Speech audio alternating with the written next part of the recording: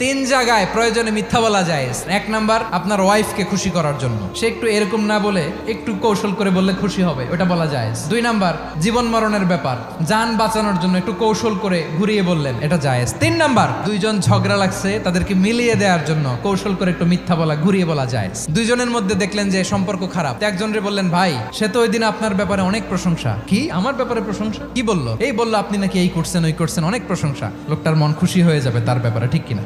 আবার তার সাথে যার ঝগড়া, ওরে যে বলুন, ভাই ওই দিন তো সে আপনার অনেক অ্যাপ্রিসিয়েশন করলো, অনেক, সে তো অবাক, কি রে বলে কি? এই যে দুইজনের ব্যাপারে দুইজনের একটু ভালো ভালো কথা বলে দিচ্ছেন, একদিন দেখবেন রাস্তা দিয়ে হাঁটার সময় একে অপরকে সালাম দিয়ে ফেলছে, সালাম দিয়ে বুকে জড়ায় ধরছে, আছে না নাই?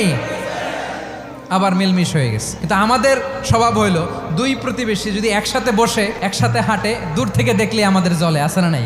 ঘটনা কি? এই দুইটার মধ্যে এত মিল কে? এই দুইটার মধ্যে গিরিঙ্গি লাগানো যায় কিভাবে? আল্লাহর কাছে তওবা করেন, এই মানসিকতার যেন আমরা না হয়, আমরা মিলিয়ে দিব।